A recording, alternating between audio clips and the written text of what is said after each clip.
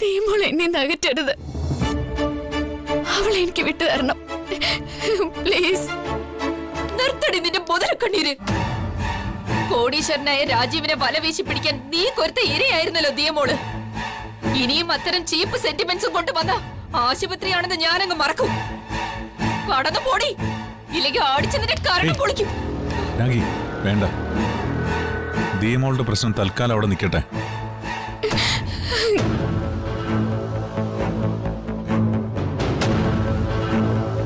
രാജീവന്റെയും വിദ്യാമ്മയുടെയും മരണാനന്തര ചടങ്ങുകളിൽ ഇവരെ പങ്കെടുപ്പിക്കണോ വേണ്ടയോ എന്നുള്ളതാ ഇപ്പൊ മുന്നിലുള്ള പ്രശ്നം.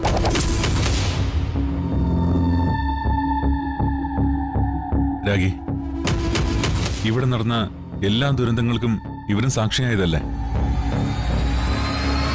തുടർന്നുള്ള എല്ലാ ചടങ്ങുകൾക്കും അവരെ കൂടി സഹകരിപ്പിക്കുകയല്ലേ സാമാന്യ മര്യാദ. സഹകരിച്ചോട്ടെ.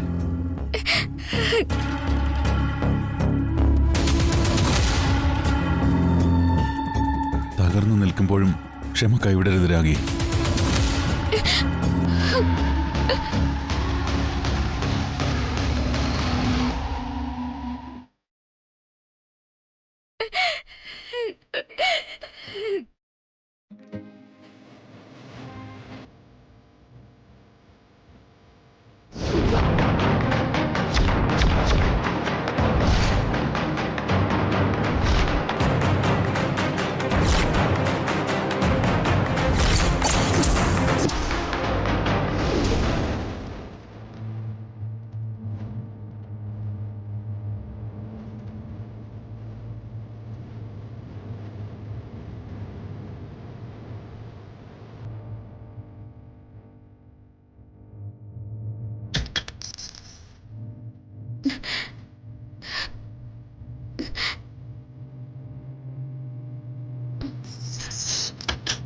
ഡോക്ടർ, മോൾക്ക് ഇപ്പൊ എങ്ങനെയുണ്ട്?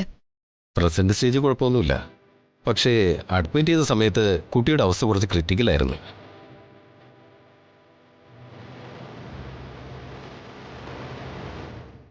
ഏതായാലും ദിയമോള് ഭാഗ്യമുള്ള കുട്ടിയാ. ഏതോ ഒരു ചെറുപ്പക്കാരൻ തക്ക സമയത്തെത്തി കുട്ടിക്ക് രക്തം കൊടുത്തുകൊണ്ട് മാത്രമാണ് രക്ഷപ്പെട്ടത്.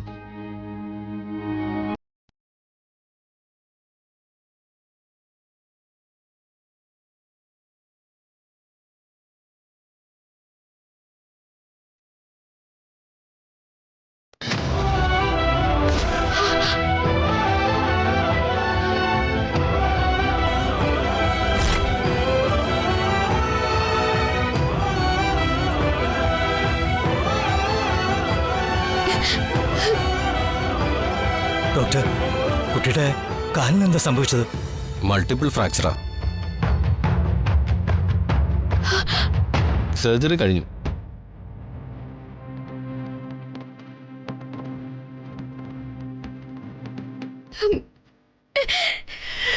മോളെ,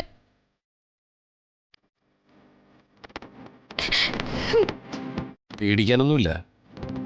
പഴയതുപോലെ നടക്കാൻ ഒരല്പം കാലതാമസം വേണ്ടി വരുമെന്ന് മാത്രമേ ഉള്ളൂ.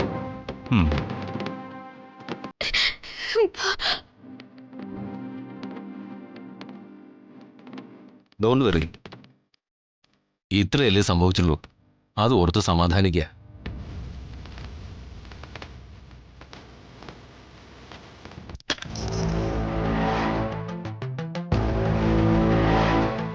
ഇന്ന് ഡിസ്ചാർജ് ചെയ്ത് തരാം. വീട്ടിൽ പോയാലും കുട്ടിക്ക് ശരിയായ ശ്രദ്ധയും പരിചരണവും വേണം. അത് ശ്രദ്ധിക്കണം. ഇടയ്ക്കൊരു കൗൺസിലിംഗ് നല്ലതായിരിക്കും.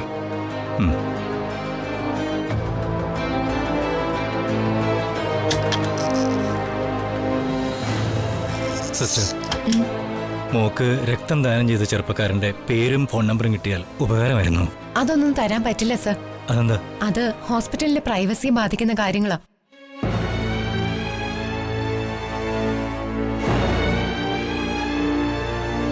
കഷ്ടായിപ്പോയി. അയാളോടൊരു നന്ദി വാക്ക് പോലും പറയാൻ പറ്റിയില്ലല്ലോ. ദിയമോൾക്ക് രക്തം കൊടുത്ത് ജീവൻ രക്ഷിച്ച വ്യക്തിയോടുള്ള നന്ദിയും കടപ്പാടും ഒക്കെ അറിയിക്കേണ്ട ബാധ്യത ഞങ്ങൾക്കാ.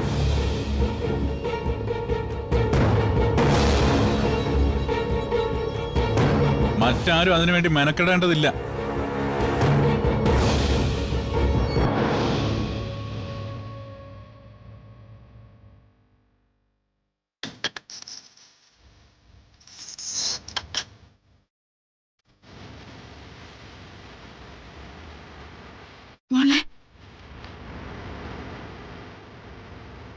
അങ്ങോട്ട് മാറി നിക്ക്. അവളുടെ ഒരു മോള്.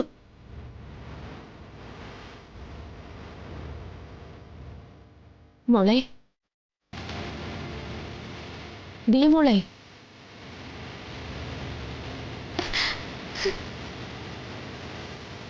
ദിയ മോളെ.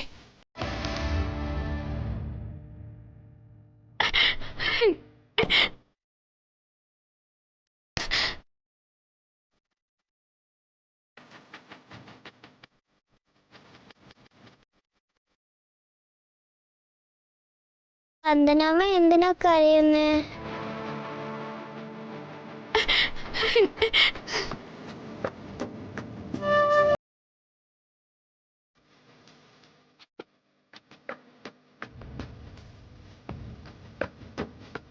അച്ഛൻ എവിടെ?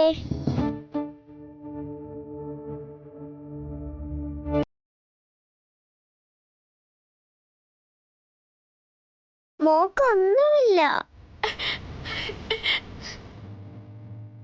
അച്ഛമ്മ എവിടെ?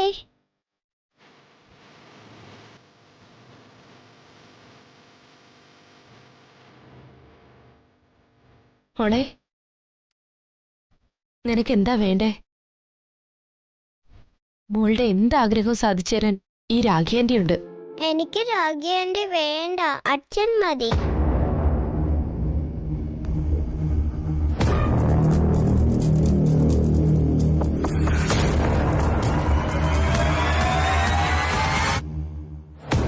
എന്റെ അച്ഛനും അച്ഛമ്മയൊക്കെ എവിടെ വന്ദനാമ്മേ?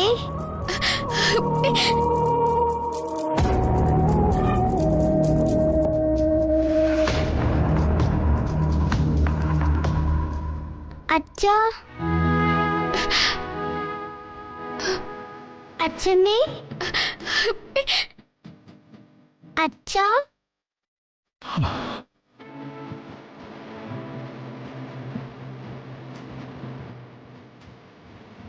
അച്ഛൻ എവിടെയാ? അച്ഛനും അച്ഛമ്മയൊന്നും ഇനി വരില്ല.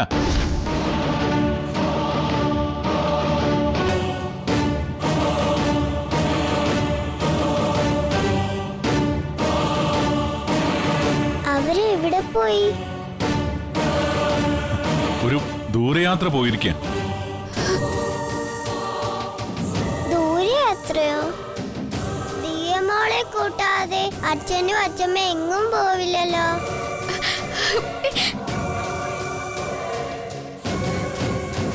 എവിടേക്കാ അവര് പോയത്?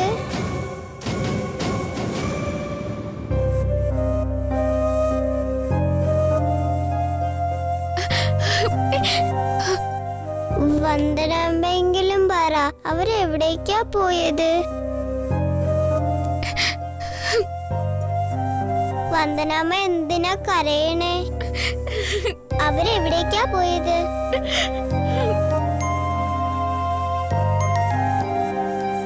അവര് പരലോകത്തേക്ക് പോയി.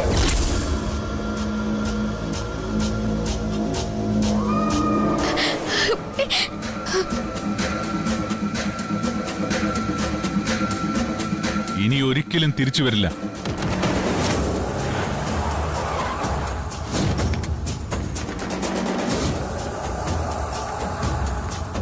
മിണ്ടാതെ കിടക്കടിയോടെ.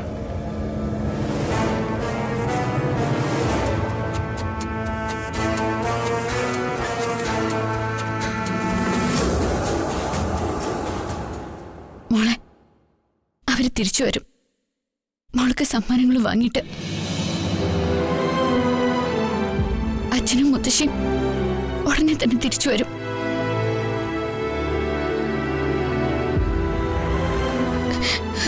മോള് വിഷമിക്കണ്ട. അവര് തിരിച്ചു വരുമ്പോ ദിയമോൾ ഉറങ്ങിപ്പോയ വന്ദനാമ്മ വിളിക്കണം കേട്ടോ. വിളിക്കാം. മിണ്ടാതെ കിടക്കടയുടെ. കാലൊടിഞ്ഞ് കിടന്നാലും അവളുടെ ഒരു വന്ദനയമ്മ.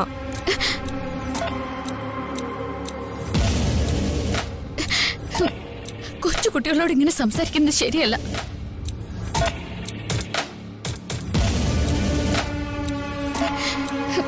കുഞ്ഞിന്റെ മനസ്സിനെ നോവിക്കരുത്. ഞങ്ങളുടെ കുട്ടിയോട് എങ്ങനെ സംസാരിക്കണമെന്ന് ആരും പഠിപ്പിക്കേണ്ട കാര്യമൊന്നുമില്ല.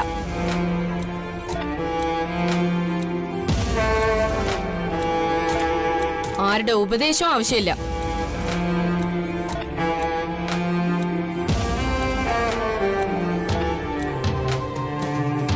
സാഗറെ, ഇവിടെ കിടന്ന കുട്ടിക്ക് ഒരു സ്വസ്ഥത ഉണ്ടാവില്ല.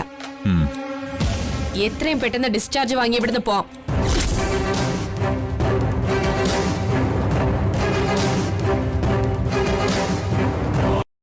എത്രയും പെട്ടെന്ന് ഡിസ്ചാർജ് വാങ്ങി ഇവിടുന്ന് പോവാം. വാ.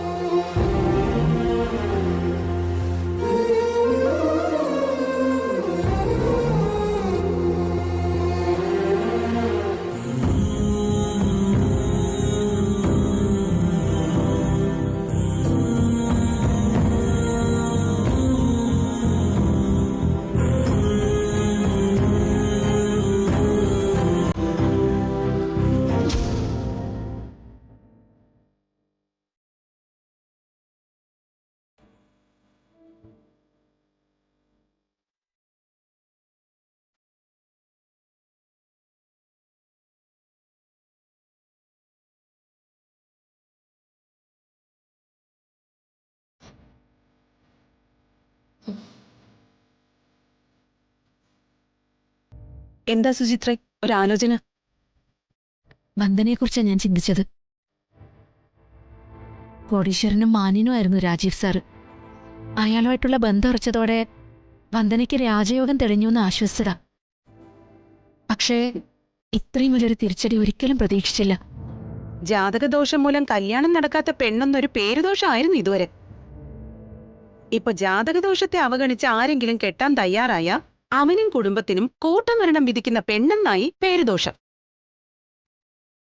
എന്താ ഞാൻ പറഞ്ഞത് ശരിയല്ലേ സുചിത്ര? ശരിയാണ്.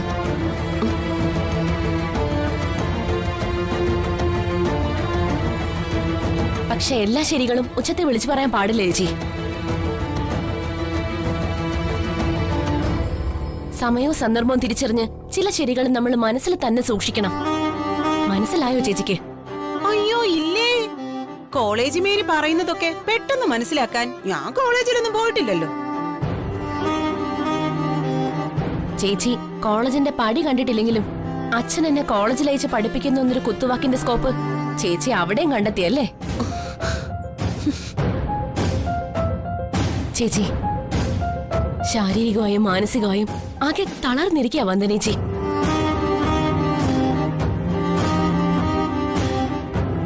അവരെ ആരെങ്കിലും കെട്ടാൻ തയ്യാറായ ആ പയ്യനും കുടുംബത്തിനും കൂട്ടമരണമാണ് ഫലമെന്ന് ക്രൂരമായ കുത്തുവാക്ക് ഒരിക്കലും ഒരു കൂടപ്പറപ്പിന്റെ നാവിൽ നിന്ന് വീഴാൻ പാടില്ലായിരുന്നു. ആഹാ, അപ്പൊ എന്റെ നാവിന്ന് വീണതാണോ കുറ്റം? നാട്ടുകാര് മുഴുവൻ അങ്ങനെയല്ലേ പറഞ്ഞു നടക്കുന്നത്? നാട്ടുകാര് പറഞ്ഞു നടക്കുന്നത് വീട്ടുകാര് പല്ലവിയേക്കാൻ പാടില്ല. നോക്ക്, മൂത്ത ചേച്ചിയായി നിങ്ങൾക്ക് വന്ദനേച്ചിയുടെ എന്റെ മനസ്സിലുള്ള സ്ഥാനം പെറ്റമ്മയുടേതാ.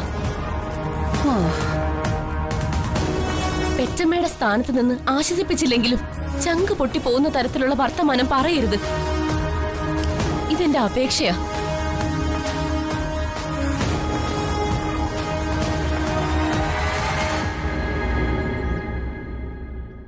വർഷ പറയുന്നത് ന്യായോ? ഈ സന്ദർഭത്തില് വന്ദനയ്ക്കെന്നല്ല എല്ലാവർക്കും ആശ്വാസം കൊടുക്കേണ്ട വാക്കുകളാ ഈ നാവിന്ന് വരാനുള്ളത്. എല്ലാവരുടെ മനസ്സിലെ ഭാരം കുറയ്ക്കാൻ കഴിഞ്ഞാലേ ഒരു കുടുംബത്തിലെ മൂത്ത മകളെന്ന സ്ഥാനത്തിരിക്കാൻ അർഹതയുള്ളൂ. ശരി, സമ്മതിച്ചു. എല്ലാവരുടെയും മനസ്സിന്റെ ഭാരം ഞാനായിട്ട് തന്നെ കുറച്ചോളാം. പക്ഷെ എനിക്ക് ശരിയെന്ന് തോന്നുന്ന ഒരു കാര്യം കൂടി ചോദിക്കാനുണ്ട്. ചോദിക്കാം. രജിസ്റ്റർ വിവാഹം മതിയെന്നല്ലേ രാജീവ് സാർ പറഞ്ഞത്? എന്നിട്ടും ലക്ഷങ്ങൾ മുടക്കി ആർഭാടമായി വിവാഹം നടത്താൻ തുനിഞ്ഞതെന്തിനാ? അതിന് കാരണം അച്ഛന്റെ ദുരഭിമാനമായിരുന്നില്ലേ? ഇന്നെനിക്ക് തോന്നുന്നില്ല. കോടീശ്വരനും സമൂഹത്തിലെ വലിയ സ്ഥാനമാനങ്ങളുള്ള ആളാ രാജീവ് സാറ്.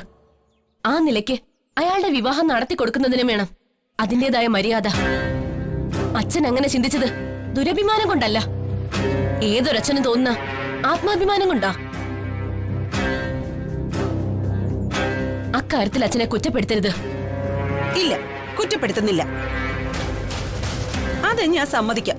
പക്ഷെ കണ്ണടച്ച് തുറക്കും മുമ്പ് ഇതിനൊക്കെ വേണ്ടുന്ന പണം അച്ഛൻ എവിടെ നിന്നുണ്ടാക്കി?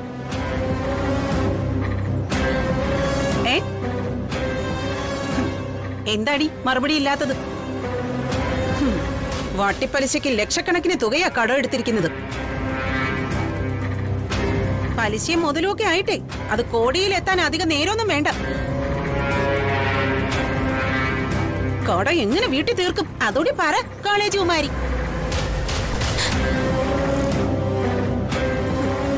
ഞാനൊരു എടുത്തുചാട്ടക്കാരി, അത്യാഗ്രഹി, പ്രശ്നക്കാരി ഒക്കെ സമ്മതിച്ചു. പക്ഷെ എനിക്ക് ശരിയെന്ന് തോന്നുന്നത് ഞാൻ പറയും. വന്ദനയുടെ കല്യാണത്തിന്റെ പേരും പറഞ്ഞ അച്ഛൻ ഈ കാട്ടിക്കൂട്ടിയതൊക്കെ ശുദ്ധ മണ്ടത്തരായിപ്പോയി. നിലയില്ല കയത്തിലേക്കാ കാര്യങ്ങൾ പോകുന്നത്. അറിയാത്ത പിള്ള ചൊറിയുമ്പോ അറിഞ്ഞോളൂ എന്നാ ചൊല്ല്.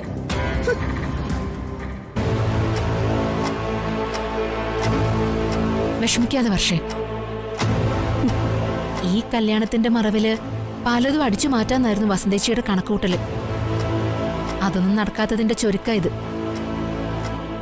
കടം വാങ്ങിയെങ്കിൽ അത് വീട്ടാനുള്ള വഴി അച്ഛൻ മനസ്സിൽ കണ്ടിട്ടുണ്ടാവും. നീ വിഷമിക്കാതിരിക്കെ.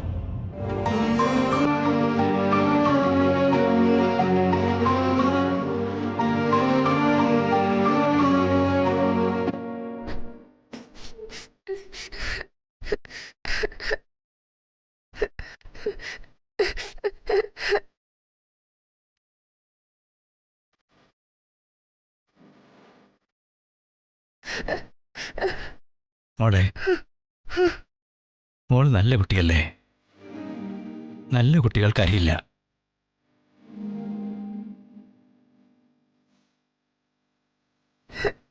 മോളുടെ അച്ഛൻ്റെ സ്വന്തം സഹോദരിയ രാഖി, മോളുടെ സ്വന്തം അപ്പച്ചി, സ്വന്തം ആൻറ്റി,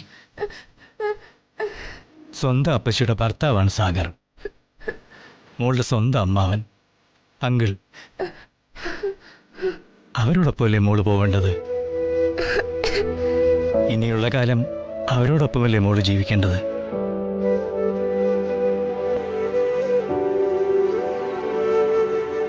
മോളെ, ഈ നിൽക്കുന്ന വന്ദനാന്റി മോളുടെ അച്ഛന്റെ കമ്പനിയിലെ ജോലിക്കാരി മാത്രല്ലേ? മോള് താമസിക്കേണ്ടത് മോളുടെ ഈ അപ്പച്ചിയുടെയും അമ്മാവിന്റെ ഒക്കെ കൂടെയല്ലേ?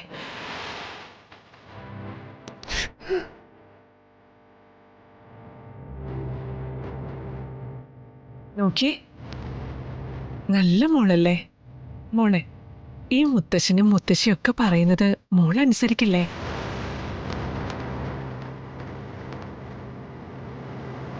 പൊന്നു മോളല്ലേ, അനുസരിക്കില്ലേ?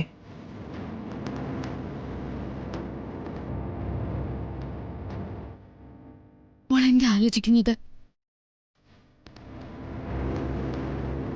ഞാൻ അനുസരിക്കാം.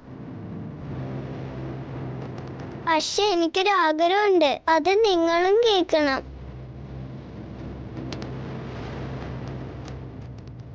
എന്താ മോളെ ആഗ്രഹം? ഞാൻ ഇവരോടൊപ്പം പോവാം.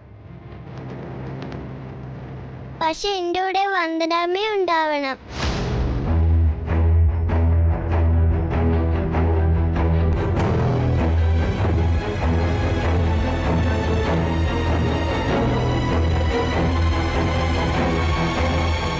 എനിക്ക് വന്ദനാമ്മയെ വേണം.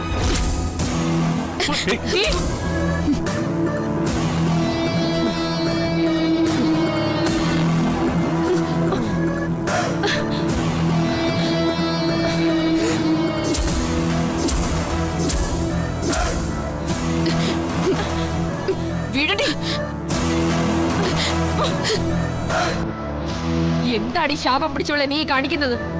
ഒരമ്മയുടെ അധികാരം.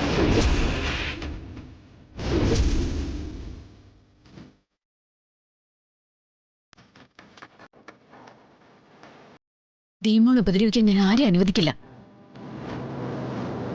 ഇവരെന്നെ അമ്മ എന്നാ വിളിച്ചത്.